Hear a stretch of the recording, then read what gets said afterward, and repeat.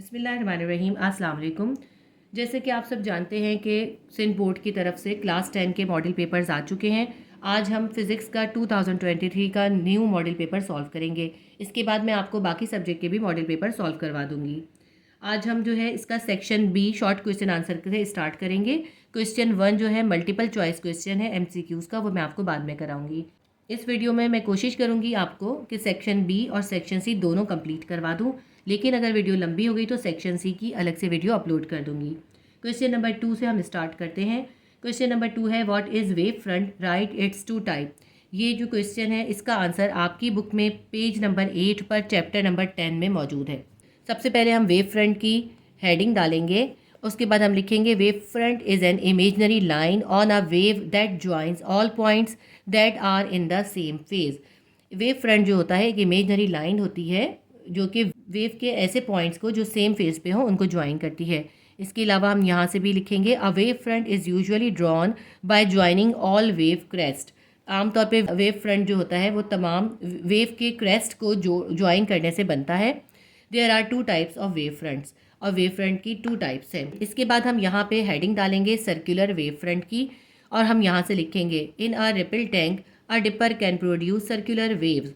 किसी ripple tank में अगर हम डिपर को डालें तो उससे सर्कुलर वेव प्रोड्यूस होती हैं। These waves have a circular wave front, और इन वेव्स का सर्कुलर वेव फ्रंट होता है। ये वाली ऐसी वेव्स जो होती हैं जो सर्कुलर होती हैं वो कहलाती हैं circular wave front.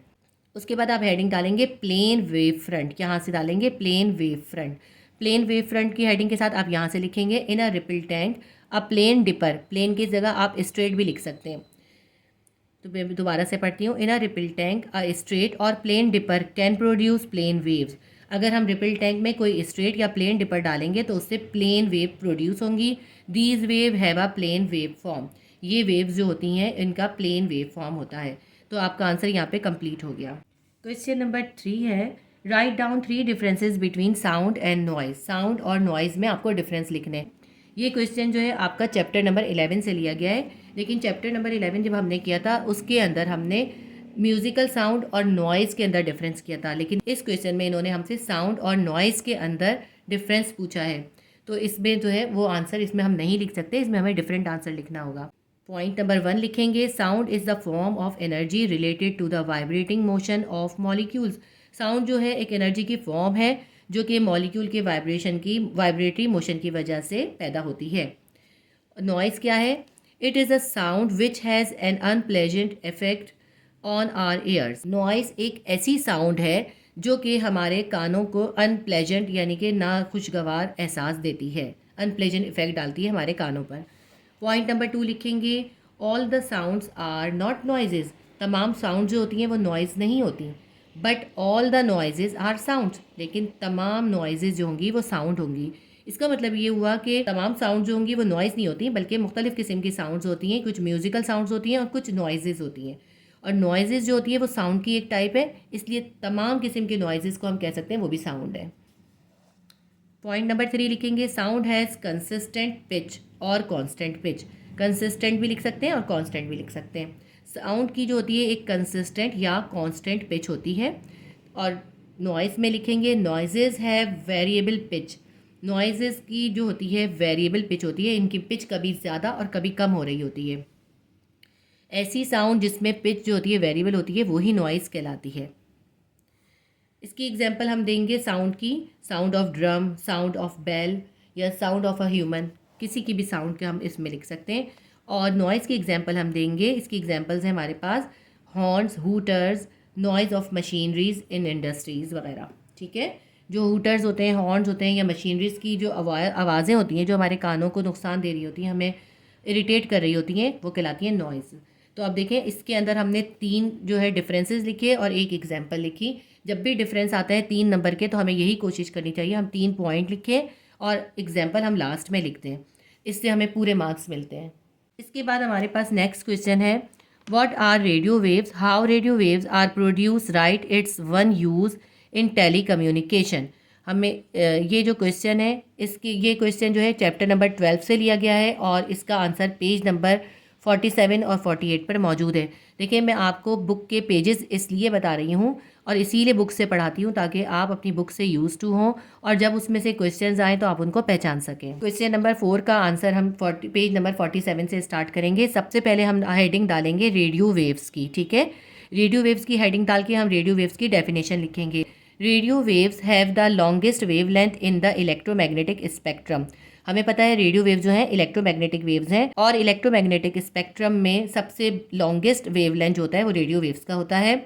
Stars are natural transmitters of radio waves. Stars naturally transmit करते हैं रेडियो वेव्स को। However radio waves can be artificially generated by oscillating the current in the transmitting antenna. वैसे तो स्टार्स रेडियो वेव्स को naturally produce करते हैं, लेकिन हम रेडियो वेव्स को ट्रांसमिटिंग एंटीना में करंट को ऑसिलेट करके भी जनरेट कर सकते हैं या करते हैं। इसके बाद जो है यहाँ तक एंटीना तक लिखने के बाद हम यहाँ से लिखेंगे radio waves can diffract around the hills. Radio waves जो होती हैं अगर उनके रास्ते में हिल्स आ जाएं, पहाड़ भी आ जाएं तो वो उससे डिफ्रेक्ट हो जाती हैं। So radio waves can receive signals even if a hill block the direct route from the transmitting antenna. तो अगर ट्रांसमिटिंग एंटीना के रूट के दरमियान कोई हिल उसके रास्ते को ब्लॉक कर रही हो तब भी रेडियो वेव्स के सिग्नल रिसीव हो जाते हैं। Long waves will also diffract around the curve surface of the earth. Long waves का डिफ्रेक्शन इतना ज़्यादा होता है कि वो पूरी अर्थ के सरफेस के अराउंड भी कर्व्ड हो सकती हैं। यहाँ तक हमने रेडियो वेव्स का लिख देना है। उसके बाद इन्होंने हमसे एक एग्जाम्पल भी पूछी है तो हम एग्जाम्पल यहाँ से देंगे। Radio waves of very high frequency VHF and ultra high frequency UHF are use to telecast television programmes. जो रेडियो वेव्स की जो हाई फ्रीक्वेंसी होती है यानी VHF और और अल्ट्रा हाई फ्रीक्वेंसी यानी UHF जो वेव्स होती हैं वो टेलीविज़न प्रोग्राम को टेलीकास्ट करने के लिए यूज़ होती हैं। एक यूज़ पूछा था, एक यूज़ ये काफ़ी है। यहाँ तक आपका जो है क्वेश्चन नंबर 4 का आंसर भी कंप्लीट हो गया। इसके बाद क्वेश्चन नंबर 5 है why does a proton have a positive charge. ये क्वेश्चन आपके चैप्टर नंबर 14 से लिया गया है और पेज नंबर 90 पर आपकी बुक में इसका आंसर मौजूद है, लेकिन मैंने इसको थोड़ा सा चेंज करके बनाकर लिखा है, वो भी आप नोट डाउन कर लीजिए। लेकिन आप इस पेज नंबर 90 पे भी इसको चेक कर सकते हैं, वहाँ से ही इसको मैंने कंपोज किया है। क्वेश्चन नंबर 5 का हम आंसर लिखते हैं प्रोटॉन्स आर सब atomic particles with a positive charge. Protons जो है एटम का एक पार्ट होते हैं, सब एटॉमिक पार्टिकल होते हैं और इन पे पॉजिटिव चार्ज होता है। Protons are bound together in an atoms nucleus. और प्रोटॉन जो होते हैं एटम के न्यूक्लियस के अंदर बाउंड होते हैं। Quark is a fundamental constituents of matter. Quark जो है मैटर का फंडामेंटल कॉन्स्टिट्यूएंट है, यानी एटम के जो पार्ट्स हैं वो जिस चीज़ से मिलके बने हैं वो है quark. Quark is fundamental constituent of matter and is defined as an elementary particle. कोई भी मैटर जो है वो एटम से मिलकर बना है और एटम जो है वो प्रोटॉन, इलेक्ट्रॉन और न्यूट्रॉन से मिलकर बने हैं। ये प्रोटॉन और न्यूट्रॉन जो है वो क्वार्क से कंपोज होते हैं, ठीक है। क्वार्क जो है वो फंडामेंटल बेसिक कॉन्स्टिट्यूएंट है मैटर का और इसको हम कह सकते हैं कि ये एलिमेंट्री पार्टिकल है। इसके ये हमने इस क्वार्क को इसलिए डिफाइन करा है क्योंकि हमने ये बताना है कि प्रोटॉन जो है वो किस तरह के क्वार्क से मिलकर बना है। इसके बाद हम ये बताएंगे कि प्रोटॉन के ऊपर पॉजिटिव चार्ज क्यों होता है। प्रोटॉन जो है वो 3 क्वार्क से कंपोज होता है, उनमें से 2 जो होते हैं वो अप क्वार्क्स होते हैं और उन दोनों अप क्वार्क्स के ऊपर 2/3 का पॉजिटिव चार्ज होता है, जबकि एक जो होता है वो डाउन क्वार्क होता है और उसके ऊपर एक नेगेटिव का -1/3 का चार्ज होता है। अब मैं आपको बताती हूँ हम लिखेंगे कैसे। Protons are composed by 2 up quarks with 2/3 positive charge each. Proton जो है 2 अप क्वार्क से मिलकर बनता है और दोनों के ऊपर 2/3 का पॉजिटिव चार्ज होता है and 1 down quark with a negative -1/3 charge. और एक इसमें डाउन क्वार्क होता है जिसपे ऊपर -1/3 चार्ज होता है। तो हम इसको कैसे लिख सकते हैं, हम इसको ऐसे लिख सकते हैं कि proton is equals to up quark plus up quark plus down quark, ठीक है। 2 अप क्वार्क हो गए और एक डाउन क्वार्क, जब हम इन सबको जमा करेंगे तो क्या बन जाएगा, प्रोटॉन बन जाएगा, ठीक है। तो अब इसको हम इसकी अगर वैल्यू सब्स्टिट्यूट करते हैं तो अपवर्ड क्वार्क की वैल्यू क्या होती है 2/3, क्योंकि 2 बार अपवर्ड क्वार्क है तो अपवर्ड क्वार्क के अंदर हम लिखेंगे +2/3 +2/3 और एक डाउनवर्ड क्वार्क है और डाउनवर्ड क्वार्क की वैल्यू होती है -1/3, तो हमने लिख दिया -1/3 और यहाँ पे हम लिख देंगे E इलेक्ट्रॉन के लिए। तो आप ये देखें 2/3 2/3 और प्लस माइनस -1/3 हो गया। इन तीनों का हमने एलसीएम निकाल लिया। 2 + 2 -1 आ गया हमारे पास। जो 2 और 2 4 हो गया, 4 में से 1 निकाला 3 आ गया। 3/3, 3 से 3 कैंसिल हो गया, हमारे पास 1 इलेक्ट्रॉन आ गया। क्योंकि हमने ये देखा है प्रोटॉन जो होते हैं वो इलेक्ट्रॉन के बराबर होते हैं, तो इससे ये भी प्रूव हो गया कि प्रोटॉन इलेक्ट्रॉन के बराबर होते हैं। और हमारा क्वेश्चन ये था कि प्रोटॉन पे पॉजिटिव चार्ज क्यों होता है। तो प्रोटॉन पे पॉजिटिव चार्ज इसलिए होता है कि देखिए हमने जब इसको सॉल्व किया तो हमारे पास पॉजिटिव में आंसर आया। अगर नेगेटिव में आंसर आता है तो फिर उसके ऊपर नेगेटिव चार्ज होता है। न्यूट्रॉन जो है वो 2 डाउन्स और 1 अप क्वार्ट्स से कंपोज होता है, इसलिए अगर हम उसका सॉल्यूशन निकालते हैं या सम निकालते हैं तो हमारे पास यहाँ पे आंसर 0 आता है, जिसका मतलब है न्यूट्रॉन के ऊपर कोई चार्ज नहीं होगा। प्रोटॉन के ऊपर पॉजिटिव चार्ज होता है क्योंकि उसके अंदर 2 पॉजिटिव अप क्वार्क और 1 नेगेटिव डाउन क्वार्क होता है। आपका ये क्वेश्चन नंबर 5 का आंसर भी कंप्लीट हो गया। क्वेश्चन नंबर 6 है, write down any 3 daily life applications of transformer. Transformer की कोई डेली लाइफ की 3 एप्लीकेशंस आपको बतानी है। आपकी बुक में इसका आंसर जो है चैप्टर नंबर 16 में है और पेज नंबर 148 पर है, और ये आपने क्वेश्चन आंसर में भी इसका आंसर किया हुआ है। तो इसकी जो ट्रांसफार्मर की एप्लीकेशन है, सबसे पहले आप लिख लीजिएगा स्टेबलाइजर के अंदर यूज़ होता है, सेकंड लिख लीजिएगा बैटरी चार्जर में, और थर्ड आप जो है कोई इनमें से दोनों में से एक लिख सकते हैं, लेकिन बेहतर ये है कि आप एयर कंडीशनर वाला लिख लें। सबसे पहले तो आप लिखिएगा there are several ways of transformer can be used in homes. ठीक है, ये लाइन लिखने के बाद आप लिखिएगा in stabilizer a stabilizer is made up of transformer. यहाँ तक लिख के फिर आप लिखिएगा it helps to step down and step up the level of current in a building. ये जो है स्टेप अप भी करता है करंट के लेवल को, और स्टेप डाउन भी करता है किसी बिल्डिंग में जो भी करंट आ रहा होता है, या किसी भी घर के अंदर जो करंट आ रहा होता है उसको स्टेप अप भी करता है और स्टेप डाउन भी करता है। ठीक है, स्टेबलाइजर जो होता है उसके अंदर दोनों तरह के ट्रांसफार्मर यूज़ होते हैं, स्टेप अप भी और स्टेप डाउन भी। उसके बाद पॉइंट नंबर 2 लिखेंगे इन बैटरी चार्जर्स। आपने भी देखा है ना कि आपके मोबाइल चार्जर्स वगैरह जो होते हैं वो सब उन सब के अंदर ट्रांसफार्मर यूज़ होता है, और वो 220 वोल्ट को जो कन्वर्ट कर देते हैं वो कन्वर्ट कर देते हैं हमारे मोबाइल के हिसाब से 2.5 वोल्ट में या 5 वोल्ट में, जितनी भी उस अप्लायंस की रिक्वायरमेंट होती है उसके हिसाब से वो उसको ट्रांसफॉर्म कर देते हैं। इसका आंसर आप यहाँ से लिखिएगा batteries can also be charge with the help of transformers. Batteries को भी ट्रांसफार्मर की मदद से चार्ज किया जाता है। The voltage needs to be control properly. Voltage को प्रॉपरली कंट्रोल करा जाता है। यहाँ तक लिखिए, फिर आप यहाँ से लिखिए this can only be done with the help of a step down transformer.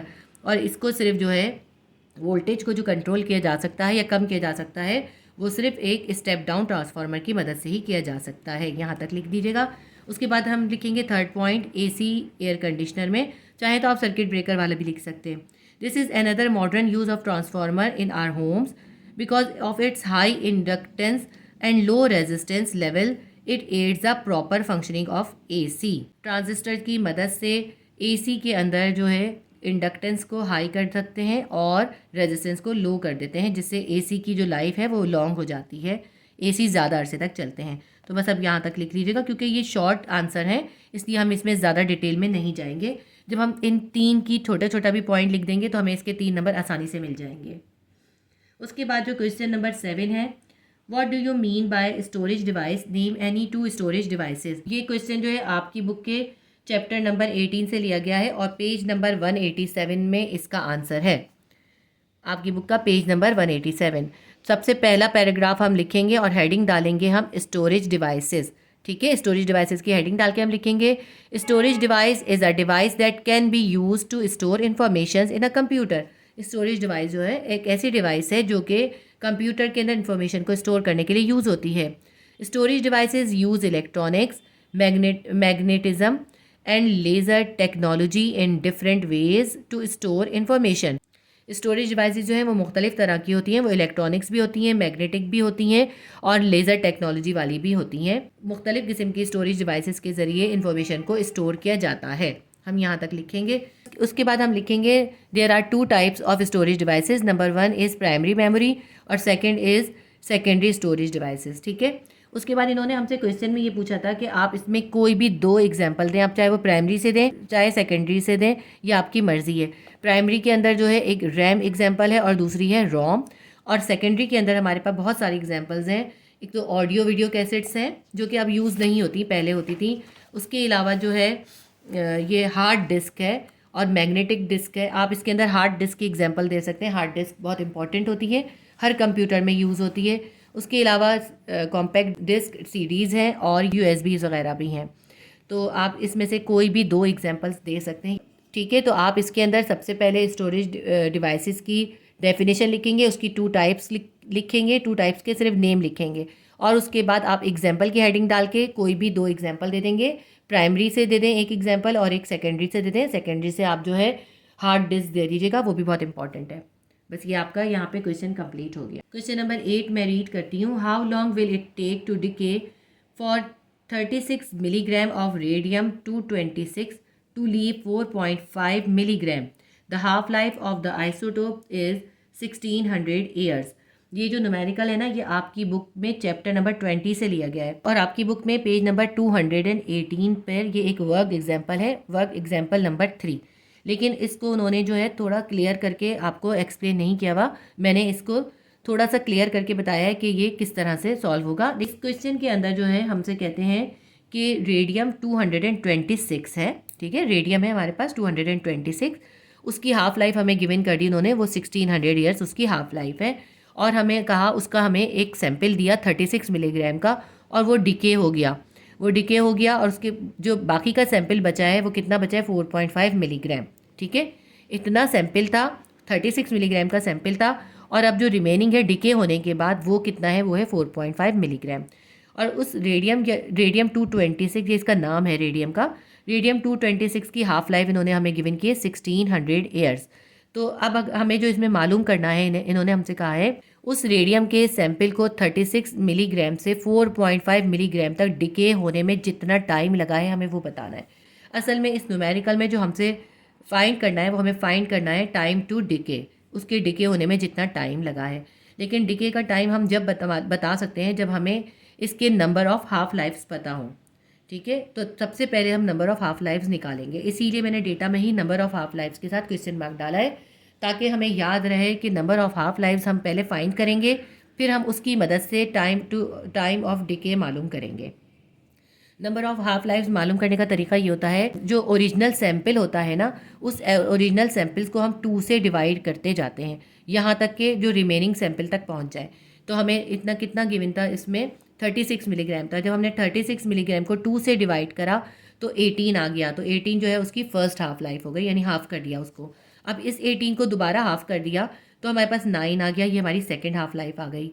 ठीक है, अब इस 9 को हमने दोबारा 2 से डिवाइड करा, हमारे पास 4.5 आ गया, ये हमारी थर्ड हाफ लाइफ आ गई। अब यहाँ पर हम स्टॉप कर देंगे, इसको मज़ीद डिवाइड नहीं करेंगे। उसकी रीज़न ये है क्योंकि इन्होंने हमें बताया 4.5 जो है रिमेनिंग है। ठीक है, 4.5 रिमेनिंग है, इसलिए हमने यहाँ पर ही स्टॉप कर दिया। इससे हमें पता चला कि 36 मिलीग्राम से 4.5 मिलीग्राम होने तक वो 3 बार हाफ होगा, उसकी हाफ लाइफ 3 होगी। तो इस तरह हमें नंबर ऑफ़ हाफ लाइफ पता चल गया। नंबर ऑफ़ हाफ लाइफ का फार्मूला होता है 1/2n। हमारा n कितना आया है, 3 आया है। तो हमारे पास जो है नंबर ऑफ़ हाफ लाइफ्स आ गए 3। ठीक है, अब इन नंबर ऑफ़ हाफ लाइफ्स को हमें ये जो गिवन हाफ लाइफ है इसकी टोटल, इससे हम मल्टीप्लाई करेंगे तो हमें पता चल जाएगा कि 36 मिलीग्राम के सैंपल को 4.5 मिलीग्राम के सैंपल में कन्वर्ट होने में कितना टाइम लगेगा। हमारी हाफ लाइफ आ गई 3 हाफ लाइफ्स है, लेकिन 3 बार हमें करना पड़ा है तो हमारे पास 4.5 आया है। इसके बाद हम टाइम टू डिके मालूम करने के लिए फॉर्मूला लिखेंगे। रिक्वायर्ड टाइम या time to decay will be equals to number of half lifes multiply by half life. तो नंबर ऑफ हाफ लाइफ्स हमारा निकला है 3, हमने यहाँ पे 3 लिख दिया और हाफ लाइफ हमें गिवन थी 1600 ईयर्स, यहाँ पे हाफ लाइफ की जगह 1600 ईयर्स लिख दिया। 1600 को हमने 3 से मल्टीप्लाई करा, हमारे पास आ गया 4800 ईयर्स। 4800 ईयर्स लगेंगे 36 मिलीग्राम के रेडियम के सैंपल को 4.5 मिलीग्राम तक डिके होने के लिए। तो ये हमारे पास आंसर आ गया इसका। ये रिक्वायर्ड टाइम जो है कितना होगा या टाइम टू डिके कितना होगा, वो होगा 4800 ईयर्स। तो हमारा ये क्वेश्चन सॉल्व हो गया। क्वेश्चन नंबर 9 है, define atomic mass, also find number of protons and neutrons in lithium Li37। ये क्वेश्चन जो है आपकी बुक में चैप्टर नंबर 19 से लिया गया है, एटॉमिक स्ट्रक्चर का। सबसे पहले हम एटॉमिक मास की डेफिनेशन लिखेंगे। एटॉमिक मास की डेफिनेशन क्या है, the number of proton and neutrons is collectively known as nucleon A और एटॉमिक मास। तो न्यूक्लियस के अंदर जो प्रोटॉन और न्यूट्रॉन का नंबर होता है, तादाद होती है, उसको कलेक्टिवली हम कहते हैं न्यूक्लियन या फिर एटॉमिक मास, और इसको हम डिनोट करते हैं कैपिटल ए से। सेकंड पार्ट में हमसे कहा था कि आप प्रोटॉन और न्यूट्रॉन फाइंड करें लिथियम के अंदर, और लिथियम का हमें फॉर्मूला गिवन है, लिथियम की हमें सिंबल गिवन है। लिथियम का 3 जो है वो एटॉमिक नंबर है और 7 जो है एटॉमिक मास है। हम जानते हैं जितने एटॉमिक नंबर होता है उतने ही नंबर ऑफ़ इलेक्ट्रॉन होते हैं, और जितने इलेक्ट्रॉन होते हैं उतने ही नंबर ऑफ़ प्रोटॉन होते हैं। तो इस लिथियम के अंदर प्रोटॉन हमें साफ क्लियरली पता चल रहा है, एटॉमिक नंबर जो होता है वो प्रोटॉन का नंबर होता है। इसके अंदर लिथियम के अंदर 3 एटॉमिक नंबर है, तो इसके अंदर प्रोटॉन कितने होंगे, वो होंगे 3, और प्रोटॉन को हम Z से डिनोट करते हैं। तो हम लिखेंगे number of proton will be equals to Z will be equals to 3। Number of proton जो है उसको हम Z से डिनोट कर रहे हैं, और वो कितने होंगे, वो है 3। और लिथियम का एटॉमिक मास कितना है, लिथियम का एटॉमिक मास है 7, तो हम लिखेंगे atomic mass A is equals to 7। Atomic mass जो है वो है 7। तो अब नंबर ऑफ़ न्यूट्रॉन हम कैसे निकालते हैं, हम एटॉमिक मास में से नंबर ऑफ़ प्रोटॉन को माइनस कर देंगे। एटॉमिक मास यानी A माइनस Z करेंगे, तो number of neutron will be equals to A minus Z। Number of neutron हमारे पास निकल आएंगे, A की वैल्यू है 7 और Z की वैल्यू है 3। 7 में से हम 3 माइनस करेंगे तो हमारे पास आ जाएगा 4। तो लिथियम के अंदर न्यूट्रॉन होंगे 4 और प्रोटॉन होंगे 3। और टोटली अगर हम कहें कि टोटली न्यूक्लियॉन कितने होंगे, न्यूक्लियॉन होंगे उसका 7, यानी उसका एटॉमिक मास कितना होगा, उसका एटॉमिक मास होगा 7। तो ये क्वेश्चन यहाँ पे हमारा सॉल्व हो गया। क्वेश्चन नंबर 10 हमारे पास न्यूमेरिकल है। मैंने आपको जो है ये भी करवा रही हूँ क्वेश्चन, तो मैं आपको साथ साथ ये बता रही हूँ कि ये न्यूमेरिकल या ये क्वेश्चन जो है वो आपकी बुक में कहाँ से आया है, और वो न्यूमेरिकल से आया है या फिर आपकी एग्जाम्पल से आए। इससे आपको ये आइडिया होगा कि आपके पेपर में एग्जाम्पल वाली न्यूमेरिकल कितनी आ सकती हैं। तो इस मॉडल पेपर को देख के तो आइडिया हो रहा है कि आपने जब सेक्शन C न्यूमेरिकल का करना है तो उस चैप्टर की तमाम वर्क एग्जाम्पल्स जो हैं या उसकी जो न्यूमेरिकल्स की एग्जाम्पल्स हैं वो भी तमाम लाजमी तौर पे करनी है, वो भी आई हुई हैं पेपर के अंदर। क्वेश्चन नंबर 10 हम स्टार्ट करते हैं। How much voltage will be dropped across 50 kilo omega resistance whose current is 300 micro ampere. 300 micro ampere का करंट जो है वो गुजर रहा है, और वहाँ उस कंडक्टर के अंदर जो रेजिस्टेंस है वो कितनी है, वो 50 किलो ओमेगा है। करंट कितना गुजर रहा है, 300 माइक्रो एम्पेयर का। तो हमें फाइंड करना है कि उसके अंदर वोल्टेज कितना होगा। ये जो न्यूमेरिकल है ये आपकी बुक में चैप्टर नंबर 15 में से लिया गया है। ये वर्क एग्जाम्पल है और पेज नंबर 113 पर मौजूद है। आप चाहें तो अपनी बुक से भी इसको सॉल्व कर सकते हैं। मैंने थोड़ा इसको क्लियर करके ईजी करके सॉल्व किया है। हम इसके डेटा से स्टार्ट करते हैं। सबसे पहले हमें गिवन है रेजिस्टेंस। रेजिस्टेंस है कंडक्टर में जो रेजिस्टेंस है वो है 50 किलो ओमेगा। 50 किलो ओमेगा को हम ओमेगा में कन्वर्ट करेंगे। किलो से जब हम ओमेगा में जाएंगे तो हम इसको मल्टीप्लाई बाय 1000 करेंगे। 1000 की जगह हमने लिख दिया 10 की पावर 3 ताकि हमारी कैलकुलेशन ईजी हो जाए। आप चाहें तो 50,000 भी लिख सकते हैं, उससे भी कोई गलत नहीं होगा। अब लिखेंगे 50 मल्टीप्लाई बाय 10 की पावर 3 ओमेगा। ये कन्वर्ट हो गया ओमेगा में इतने ईजी तरीके से। करंट हमें गिवन है 300 माइक्रो एम्पेयर, इसको भी हमें एम्पेयर में कन्वर्ट करना पड़ेगा। तो हमें पता है कि माइक्रो एम्पेयर से हम एम्पेयर में जब जाते हैं तो हम मल्टीप्लाई बाय 10 की पावर -6 करते हैं, क्योंकि माइक्रो एम्पेयर छोटा है और जब भी हम छोटे से बड़े यूनिट में जाते हैं तो हम हमेशा पावर को माइनस में लिखते हैं। हम इसमें बड़े से लेके छोटे में आए थे इसलिए हमने पावर जो होती प्लस में लिखी है, और इसके अंदर हम छोटे से बड़े यूनिट में आ रहे हैं इसलिए हम 300 को 10 की पावर -6 से मल्टीप्लाई कर देंगे तो ये एम्पेयर में कन्वर्ट हो जाएगा। ठीक है, इतने इजी तरीके से ये ओमेगा में कन्वर्ट हो गया और ये एम्पेयर में कन्वर्ट हो गया। और हमें वोल्टेज जो है फाइंड करना है। वोल्टेज फाइंड करने के लिए हम फॉर्मूला यूज़ करते हैं V = IR।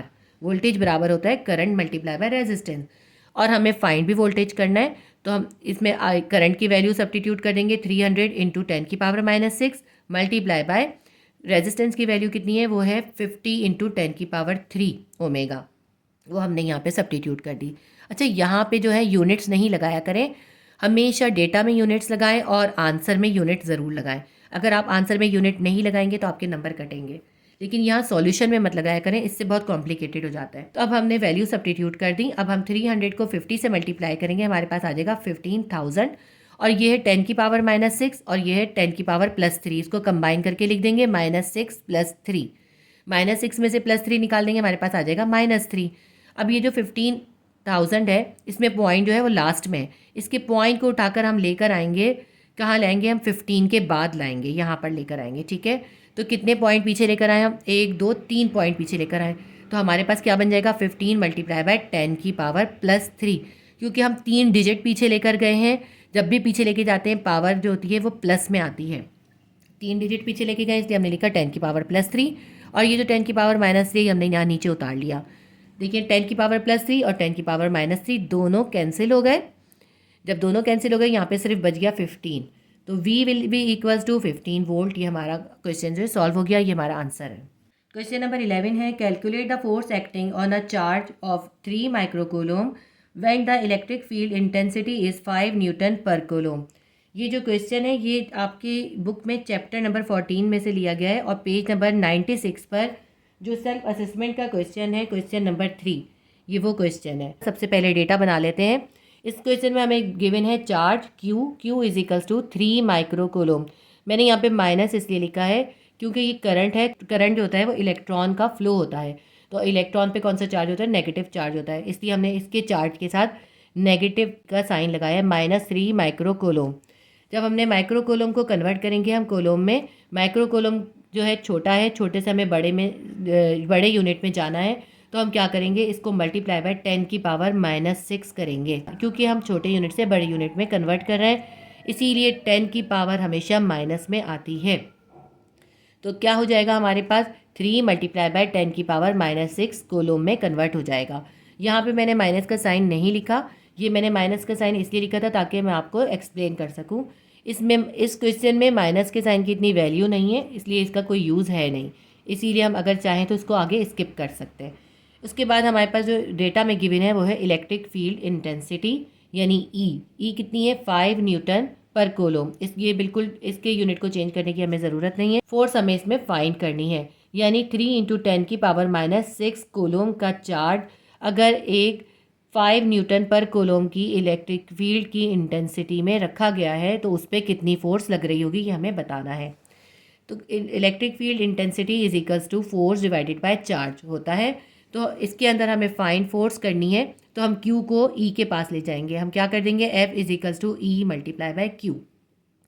आप अगर चाहें तो पहले वैल्यू सब्स्टिट्यूट करके बाद में भी इसको इक्वेशन को बना सकते हैं, और इस तरह भी कर सकते हैं कि आप पहले फार्मूला बना लें और उसके बाद उसकी वैल्यू सब्स्टिट्यूट करें, जैसे मैंने इसमें किया है। क्योंकि हमें F फाइंड करना है, तो हम यहाँ F को अकेला छोड़ देंगे, और Q F के पास डिवाइड हो रहा है, इसको हम E के पास ले जाएंगे, ये E के पास जाके मल्टीप्लाई हो जाएगा। हमारा फार्मूला बन जाएगा F is equals to E multiply by Q। अब इसके अंदर हम वैल्यू सब्स्टिट्यूट कर देते हैं। E की वैल्यू है 5, Q की वैल्यू है 3 × 10 की पावर -6।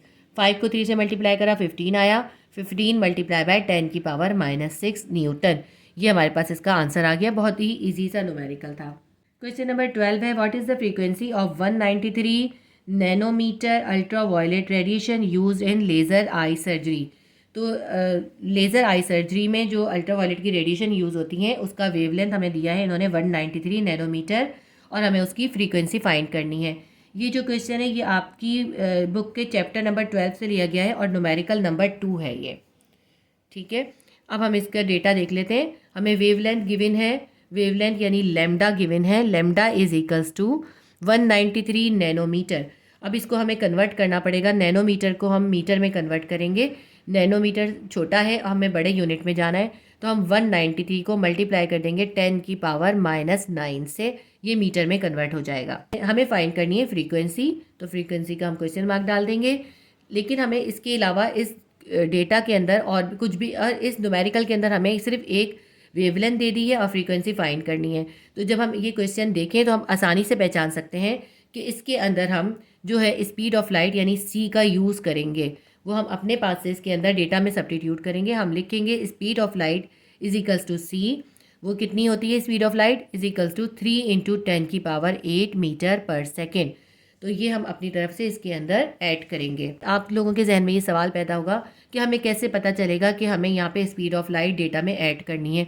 देखिए ये वाले जो न्यूमेरिकल्स हैं इस चैप्टर के, वो इतनी इजीली पहचाने जा सकते हैं। उसके अंदर हमने सिर्फ, उन्होंने डेटा में सिर्फ न्यूमेरिकल के अंदर सिर्फ एक वैल्यू गिवन की होती है और दूसरी फाइंड करनी होती है। तीसरी कोई वैल्यू ही नहीं होती। तो इसमें तीसरी वैल्यू हमें स्पीड ऑफ लाइट यानी सी अपनी तरफ से ऐड करनी होती है। फ्रीक्वेंसी फाइंड करने के लिए हम फार्मूला यूज़ करेंगे c is equals to f lambda. तो हमें क्योंकि एफ फाइंड करना है तो हम एफ को अकेला छोड़ देंगे, लेमडा यहाँ मल्टीप्लाई हो रहा है तो हम इसको सी के पास ले जाएंगे, ये सी के पास जाके डिवाइड हो जाएगा। अब हमारा फार्मूला बन गया F is equals to C upon lambda. अब हम इसके अंदर वैल्यू सब्स्टिट्यूट कर देते हैं, F is equals to 3 into 10 की पावर 8 डिवाइडेड बाय, और लेमडा की वैल्यू क्या है 193 इंटू 10 की पावर -9। हमने ऊपर सी की वैल्यू लिख दी, नीचे लेमडा की वैल्यू लिख दी। 3 को 193 से हम डिवाइड करेंगे, हमारे पास आंसर आएगा 0.01554। और यहाँ पे देखें 10 की पावर 8 है और यहाँ है 10 की पावर -9। जब 10 की पावर -9 को हम ऊपर ले जाएंगे तो ये बन जाएगी +9। तो हम यहाँ पे लिख देंगे 10 की पावर 8 पहले से थी और ये -9 ऊपर आके ये भी +9 हो गई, तो 8 + 9 हमने एक साथ लिख दी 10 की पावर। ठीक है, तो 3 को 193 से डिवाइड करा तो हमारा ये आंसर आया, और 10 की पावर 8 और +9 हमने यहाँ पे कर लिया। इसके बाद हम क्या करेंगे, अब हमने दोनों को प्लस कर दिया, हमारे पास क्या बन गई 10 की पावर 17। हमारे पास अब बन गया 0.0155 इंटू 10 की पावर 17, 8 और 9 को प्लस करने से। अब हम क्या करेंगे, पॉइंट को आगे मूव करेंगे, हम पॉइंट को 1 के बाद तक लेके जाएंगे। तो अब हमारे पास बन जाएगा 1.55, और हम कितने डिजिट आगे लेके गए, जितने डिजिट हम आगे लेके गए उतनी हम 10 की पावर माइनस के साथ लिखेंगे। जब भी हम पॉइंट को आगे मूव करते हैं तो हम 10 की पावर माइनस में लिखते हैं। पॉइंट को हमने 2 डिजिट आगे तक मूव करा है, इसलिए हम लिखेंगे 1.55 इंटू 10 की पावर -2, और ये जो 10 की पावर 17 है ये हमने ऐसे ही उतार लिया। अब देखें ये +17 है, ये -2 है, इनको हमने इकट्ठा करके लिख दिया। अब हमारे पास बन गया 1.55 इंटू 10 की पावर 17 -2। 17 में से 2 निकाल दें, हमारे पास आ जाएगी 10 की पावर 15। तो हमारे पास फ्रीक्वेंसी आ गई 1.55 इंटू 10 की पावर 15 हर्ट्ज HZ जो है फ्रीक्वेंसी की यूनिट होती है। तो हम आंसर में हमेशा जो भी आंसर होगा उसके साथ यूनिट लिखेंगे, उसके अलावा हम डेटा में भी यूनिट ज़रूर ऐड करेंगे। तो ये हमारा क्वेश्चन नंबर 12 भी सॉल्व हो गया। इसके बाद हम करेंगे question number 13। An image of a specimen appears to be 11.5 centimetre behind a concave mirror with a focal length of 13.5 centimeter. Find the specimen's distance from the mirror. देखिए ये जो न्यूमेरिकल है ये आपकी बुक के चैप्टर नंबर 13 से लिया गया है, ज्योमेट्रिकल ऑप्टिक्स से। इस चैप्टर के सेक्शन सी के अंदर ये न्यूमेरिकल नंबर 2 है। ये मैंने आपको जब चैप्टर्स कराए उनके साथ साथ न्यूमेरिकल्स भी करवाए हैं, उनमें ये भी सॉल्व हुए हुए हैं, लेकिन मैं आपको फिर भी इस मॉडल पेपर में इसको एक बार फिर सॉल्व करवा देती हूँ। अगर आप चैनल पे फर्स्ट टाइम विजिट कर रहे हैं तो प्लीज़ चैनल को सब्सक्राइब कर लीजिए, और आप कोई भी वीडियो देखना चाहते हैं तो प्ले लिस्ट में क्लास 10 की केमिस्ट्री की और फिज़िक्स की और मैथ की तीनों की अलग अलग प्ले लिस्ट मौजूद है। आपको जो भी टॉपिक जिस सब्जेक्ट में देखना हो उस प्ले लिस्ट के ज़रिए आप इजीली फाइंड कर सकते हैं। केमिस्ट्री के मैं तमाम चैप्टर्स करवा चुकी हूँ आपको सॉल्व, क्वेश्चन आंसर भी करवा चुकी हूँ तमाम, और सारे MCQs भी करवा चुकी हूँ, और फिज़िक्स के भी तकरीबन तमाम चैप्टर कंप्लीट हो गए। सिर्फ एक लास्ट चैप्टर हमारा बाकी रह गया है। मॉडल पेपर्स के बाद मैं आपको वो लास्ट चैप्टर भी करवा दूंगी। अगर मेरी वीडियोस आपके लिए हेल्पफुल रहती हैं तो प्लीज़ वीडियो को लाइक कर दिया करें, और अगर फर्स्ट टाइम विजिट कर रहे हैं तो चैनल को सब्सक्राइब कर लें। अब हम न्यूमेरिकल नंबर 13 स्टार्ट करते हैं। सबसे पहले हम डेटा बना लेते हैं। हमें जो है इन्होंने कहा है कि जो इमेज बन रही है वो कॉनकेव मिरर के पीछे बन रही है। आप हमेशा याद रखिएगा कि कॉनकेव मिरर के अंदर इमेजेस जो है रियल बनती हैं, लेकिन कॉनकेव मिरर में जो इमेज कॉनकेव मिरर के पीछे बन रही है, चाहे वो कॉनकेव मिरर हो चाहे वो कॉन्वेक्स लेंस हो, लेकिन अगर उनके पीछे जाके इमेज बनती है तो वो हमेशा वर्चुअल होती है। उसमें हम क्यू हमेशा नेगेटिव लेंगे, ठीक है, उसमें हम हमेशा क्यू को नेगेटिव लेते हैं। तो हम लिखेंगे Q is equals to -11.5 centimetre, यानी कॉनकेव मिरर में इमेज जो है वो कॉनकेव मिरर के पीछे जाके 11.5 सेंटीमीटर के फासले पे बन रही है, और उसकी फोकल लेंथ जो है मिरर की वो कितनी है, वो है 13.5 सेंटीमीटर। ये भी हमें इसी में गिवन है, और इन्होंने हमसे कहा है आप ये फाइंड करें कि वो ऑब्जेक्ट जो है जिसकी इमेज बन रही है वो कितने दूर है उस मिरर से। तो हमें P फाइंड करना है। P जो होता है वो उस ऑब्जेक्ट का डिस्टेंस होता है, और Q जो होता है वो इमेज का डिस्टेंस होता है मिरर से। फॉर्मूला हम यूज़ करेंगे 1/f is equals to 1/p plus 1/q। इसके अंदर क्योंकि ये कॉनकेव मिरर है, कॉनकेव मिरर में जो फोकल लेंथ होती है वो हमेशा पॉजिटिव होती है, इसलिए हमने यहाँ पे पॉजिटिव 1/f लिखा है। अब इसके अंदर हम वैल्यू सब्स्टिट्यूट कर देते हैं। f की वैल्यू हमारे पास 13.5, f की जगह हमने f की वैल्यू लिख दी। हमारे पास बन गया 1/13.5 इज इक्वल्स टू 1/p हमें फाइंड करना है।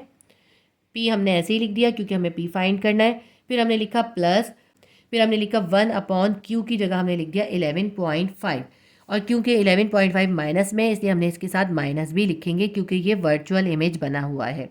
मिरर के पीछे हमेशा वर्चुअल इमेज बनता है। अब प्लस माइनस क्या हो जाएगा, माइनस हो जाएगा। हमने फिर इसको लिख दिया 1/13.5 is equals to 1/p plus minus minus 1/11.5।